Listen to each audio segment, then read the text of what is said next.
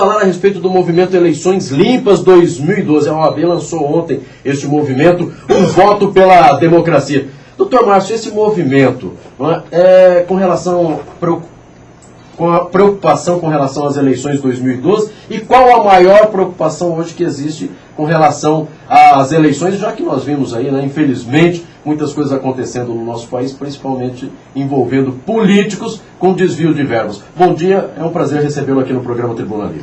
Bom dia, Marcos. Bom dia, Sérgio. Bom dia a todos os ouvintes do programa Tribuna Livre.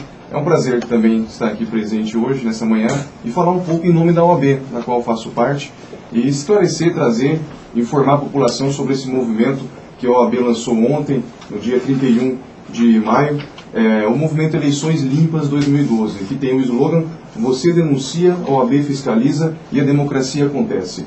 Então, a proposta dessa nossa campanha, aí promovida para a nossa seccional, brilhantemente pelo presidente, nosso presidente Dr. Leonardo, nosso vice-presidente Dr. Júlio, tem o objetivo de disponibilizar para a sociedade mais um instrumento de fiscalização, de controle do pleito das eleições aí municipais. Então, o objetivo justamente é permitir uma maior fiscalização e munir a população de mais um órgão institucional que vai aí atuar junto, fiscalizando se os candidatos estão seguindo ou não as normas editadas aí pelo TRE sobre a condução da propaganda eleitoral e da própria eleição. Então, a preocupação da OAB é justamente na parte da informação, na conscientização da população. Então, por exemplo, hoje nós temos essa novidade legislativa que é a ficha limpa, que o STF abordou aí há pouco tempo, teve uma ampla repercussão nacional. Então, um dos objetivos desse nosso programa é também informar a população quais são os eventuais candidatos inelegíveis para o pleito de 2012.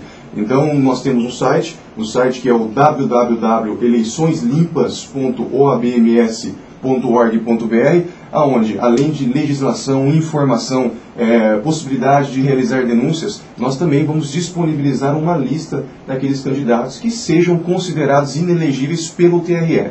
Então, a nossa preocupação é justamente informar e manter a lisura, a probidade de todo o pleito eleitoral aí de 2012.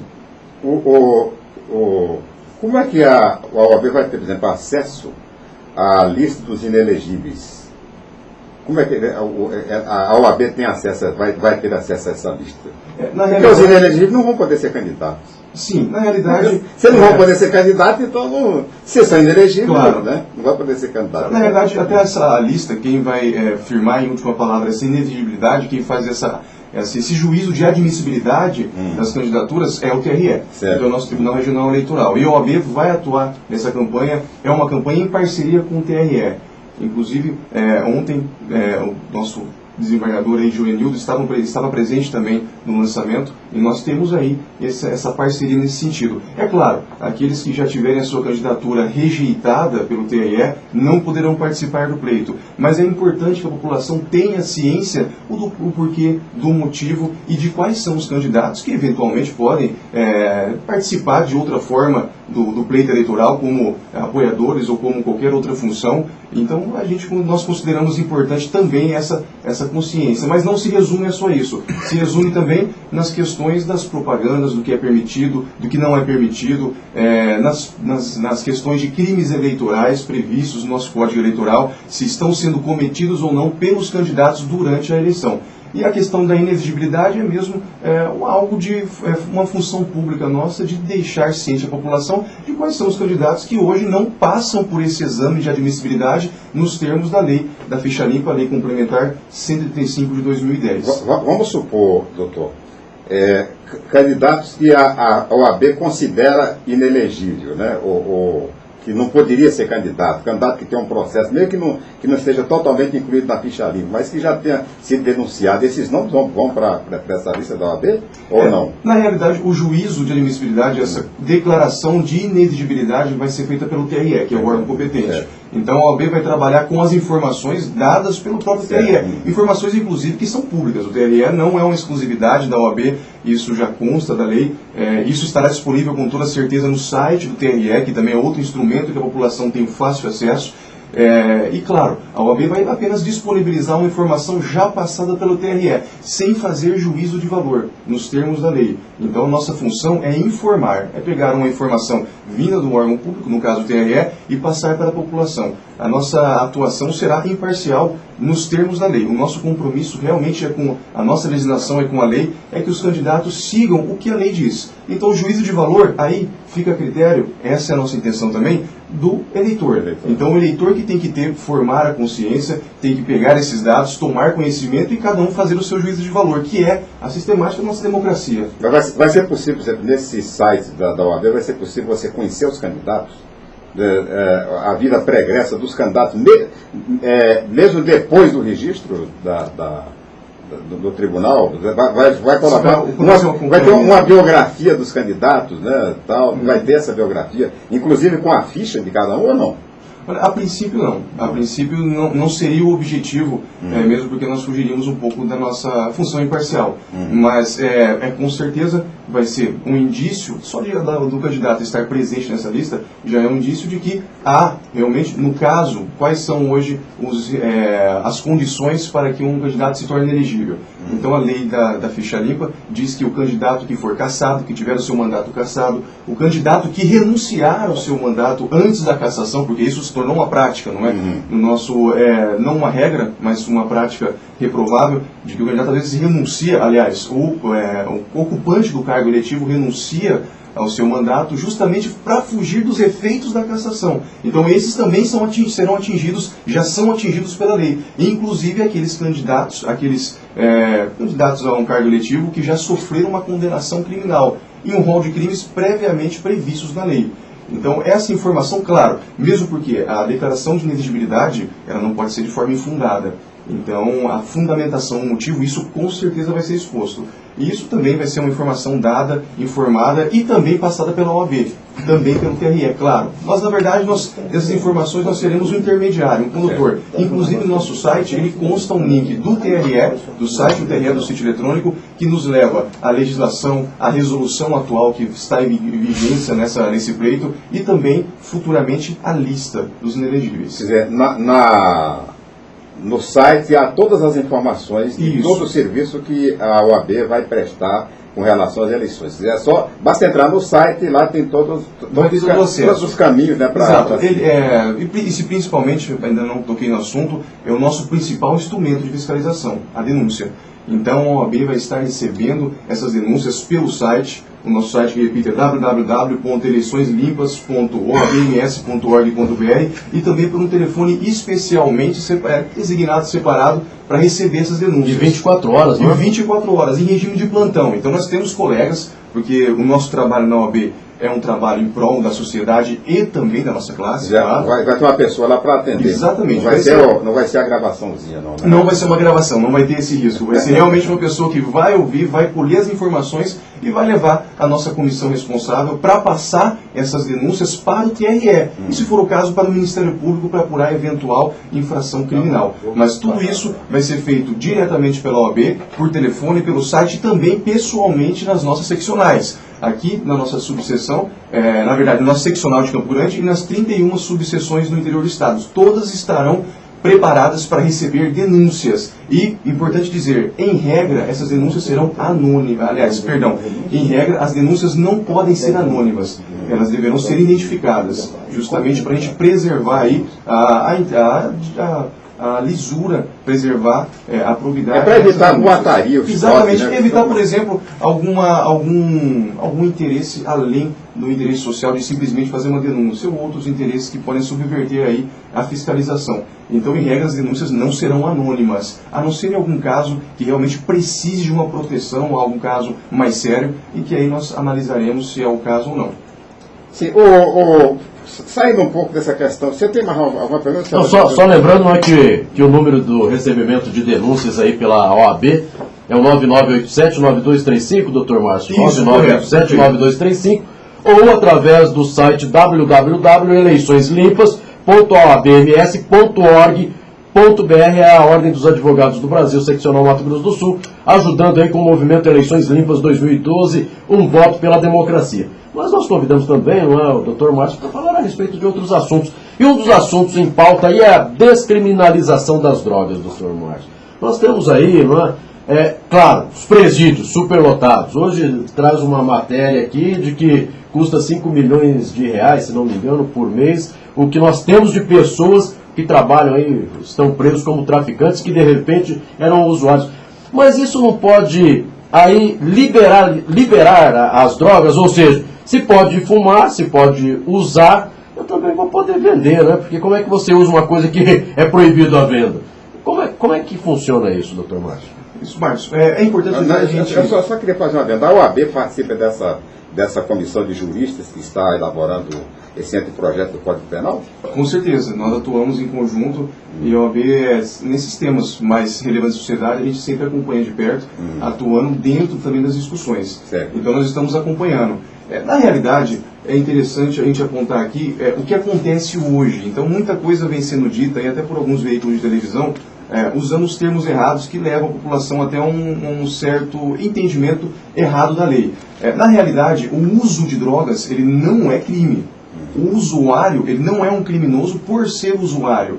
O crime acontece em razão da posse. Então, muito vem se dizendo desde segunda-feira, que começou o assunto na mídia, não é? De que agora com esse anteprojeto, que isso apenas está em fase de anteprojeto, ainda vai para o Senado, depois do Senado para a Câmara, e aí sim talvez se tornar a lei que vai modificar o Código Penal.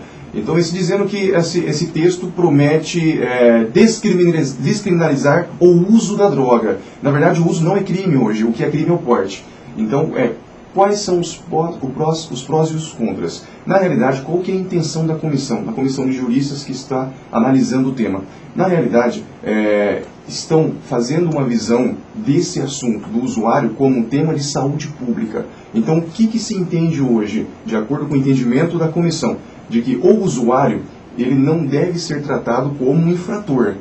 Ele deve ser tratado como uma pessoa dependente química que precisa de tratamento. Então, quando o Estado pune o uso ou a simples posse de uma pequena substância para o consumo pessoal, ele estaria tirando o problema da área da saúde pública, que é onde deveria ser resolvido, e colocando no direito penal. Então você deixa de garantir um tratamento para ele, que é a obrigação do Estado, e passa a colocar dentro de penitenciárias, dentro de delegacias, é onde está acontecendo a nossa lotação de presídios que nós sabemos. Então o objetivo dessa futura alteração, se ela prosperar no Congresso Nacional, é realmente começar a passar a ver o problema como um problema de saúde pública e não de direito penal. Essa é a intenção. Então hoje o que acontece? A pessoa que é pega com a posse da droga, ela é indiciada, ela é acusada pelo crime de posse para consumo pessoal, previsto no artigo 28 da Lei 11.343 de 2006, que é a nossa lei de drogas. Inclusive a pena é bem branda, não há pena de prisão, não há pena privativa de liberdade. É uma advertência sobre os efeitos da droga, a participação em programas educativos e a prestação de serviços para a comunidade. Até muitos discutem se seria crime mesmo, porque na realidade crime é aquilo que é apenado com prisão ou medida restritiva de direito. Mas com esse projeto, se prosperar, isso deixaria de ser crime, punido. Essa pessoa deverá ser tratada. E é claro, essa é uma obrigação atual do Estado. Não precisa de uma lei hoje vir e dizer isso. O Estado hoje é obrigado. Mas diz que está se discutindo também que o usuário vai poder plantar para consumo próprio, ou seja, vou plantar maconha aqui no meu terreno de casa porque eu utilizo da droga, então posso plantar. Também está sendo discutido. Na realidade, quais são os critérios para você concluir, presumir que aquele porte, aquela posse da droga é para consumo pessoal? O que a comissão fala seria numa quantidade, quando a pessoa for abordada com uma quantidade de drogas suficiente para o consumo pessoal para 5 dias, isso presumiria posse para consumo pessoal. É claro, a quantidade ela vai ser prevista numa resolução, num ato normativo do Ministério da Saúde, através da Anvisa. Até então, porque tem uns que fumam 1 cigarro de maconha por dia. Tem outros que já acham que tem que fumar 5, 6. Aliás, é muito subjetivo isso também, varia de pessoa para pessoa. Então, a princípio, o critério seria esse. A pessoa é abordada com uma quantidade que faça presumir ser o suficiente para 5 dias de consumo pessoal. E nessa mesma esteira, seria também enquadrado nessa situação aquela pessoa que planta, que cultiva ou que colhe plantas usadas para a elaboração de entorpecentes suficientes para o consumo pessoal. Claro, a pessoa que tem uma plantação enorme atrás de uma fazenda, essas pessoas não se encaixariam, claro, nesse caso. Seria mais o caso daquela pessoa, talvez, não é, que tenha o seu vasinho lá dentro, no fundo do quintal, a sua plantação perto da horta. Seria até uma situação esdrúxula, né? A pessoa agora, lá perto do coentro, lá perto do hortelã, vai ter também uma plantinha diferente, de acordo com esse projeto. Nesse caso, claro, se for constatado e presumido que a plantação, assim como posse, é para o consumo pessoal, não seria crime. Mas é claro, tudo isso é relativo, porque o tráfico de drogas não tem quantidade. Se a pessoa é pega com 2 papelotes, um cigarrinho no bolso, mas ele estava vendendo, isso é tráfico. Artigo 33, pena de reclusão de 5 a 15 anos. Então, o que configura é o consumo próprio. Então, são elementos que o julgador terá, aliás, que isso é usado hoje para configurar o tráfico ou o uso. E o uso promete, aí, com esse texto de lei, não ser mais criminalizado. Vai ser um problema de saúde pública. O Estado vai passar a ver com outros olhos esse dependente químico. Não como aquele que possui como um criminoso para o consumo pessoal, mas sim como uma pessoa dependente química, que é a visão que eu tenho hoje, não é? Para tratamento. Então nós tiramos da esfera penal, que é uma esfera onde nós temos os instrumentos mais graves do Estado, não é? Que nós tiramos a liberdade do indivíduo e levamos para a esfera da saúde pública.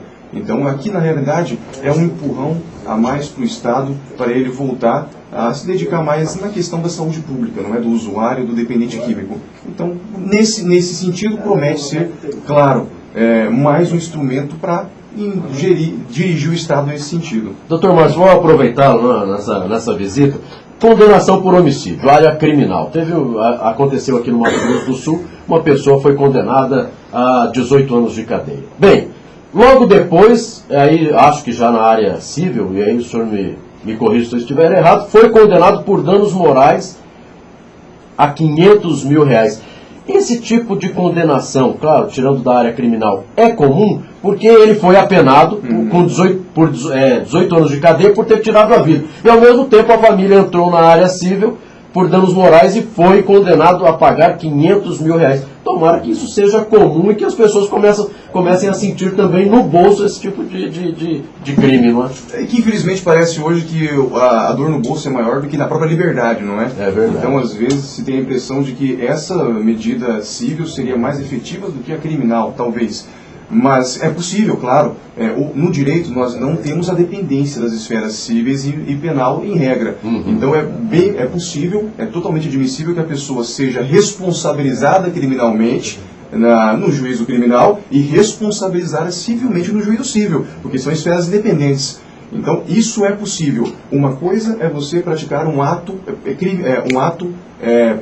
considerado crime pela legislação, você praticar um crime. Outra coisa é você praticar um ato ilícito na esfera civil. Lá você vai ser apenado com penas privativas de liberdade e civil direito, e aqui na esfera civil com possibilidade de condenação à indenização por danos materiais, danos morais. Isso é possível, sempre foi, a lei permite isso, não há restrição. Só não é muito comum. Não é muito comum, mesmo porque, na realidade, Marcos, a grande maioria dos crimes são praticados por pessoas que fazem parte das classes mais baixas. Então, até que ponto uma condenação num valor desse realmente vai ser pago? Então, na realidade, a grande maioria dos crimes, isso é estatístico, claro, não é um juízo de valor, ele é praticado pela população que tem menos renda. Então, uma condenação dessa nem sempre teria efetividade na esfera civil, mas é possível, não há nenhum impedimento. Doutor Márcio Vidal, quero agradecer a sua participação no programa Tribuna Livre da FM Capital, você que é membro da Comissão da Ordem dos Advogados do Brasil Seccional Mato Grosso do Sul, e dizer que será convidado outras vezes para que a gente possa falar um pouco mais a respeito desses assuntos, inclusive maioridade penal, prisão de funcionários aí, e secretários aqui em Corumbá. Mas muito obrigado pelos esclarecimentos, é sempre bom ter um bom papo assim, esclarecendo inclusive a população. Marcos, eu que agradeço, já de antemão já digo que estou sempre disponível para quando for requisitado, venho aqui com o maior prazer. Realmente é um bate-papo, não é um compromisso. E quero agradecer ao Sérgio, ao Marcos, aos ouvintes, a oportunidade e principalmente em nome da Ordem dos Advogados do Brasil e do Mato Grosso do Sul, pela oportunidade de falar dessa campanha nossa que é importantíssima para a nossa democracia.